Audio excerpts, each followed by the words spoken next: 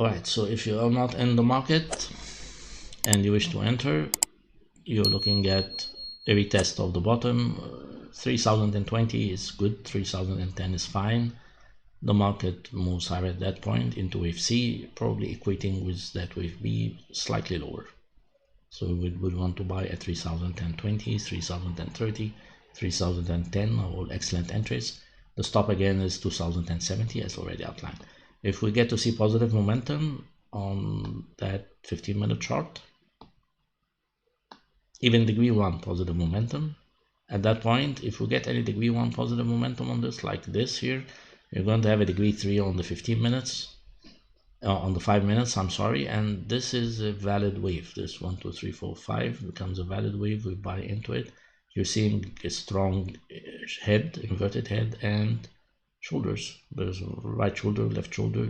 At that neckline, you get another rejection to get another left shoulder. That's the one we buy in. We move up into C. I doubt we get to see all of this, of course, before the end of the day, but if we understand the technical picture and you still want to commit to an entry towards the end of the day, then you can, of course, make up for the lagging part of the picture and know that you can make a direct market entry with a stop beyond the specific point and actually do a correct risk-reward calculation. All right, so the market is a buy. Will continue to be a buy into next week. On Monday, if you want to safeguard your profits, and you're holding any longs, you would want to close out these longs on profit towards the end of the day, or at least part of them, scale out of them, close half of them, leave a little entry, 1/3, 1/2 across the weekend, just in case we get to see higher levels.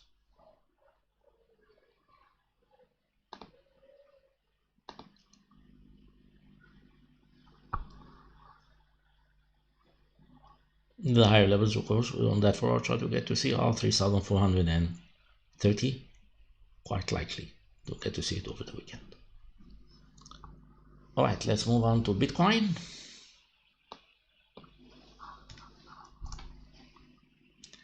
We would still continue to do entries on a daily basis for Bitcoin and Ethereum next week, so long as the 1-hour momentum cycle is retained contained above oversold level, like we just shown on our chart here for Ethereum. Okay, let's take a look at this too.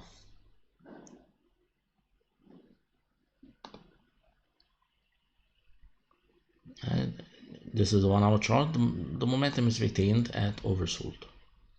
All right, and very strong on the 4-hour chart. So we contain that level 1. Whatever the kind of pattern we see on the 15-minute chart, we just make projections and buy either at an S1 support on the 15-minute chart. Make projections meaning try and decipher where is the growing wave 3 in particular. Just focus on the growing wave 3 on the 15 minutes. Projected 127.2 down, buy at the relevant support 1 or support 2 on a daily basis, or even pivot and take it to the next R1, so that we can be actually consistently making profits and accumulating profits on a 36-hour basis or close to that.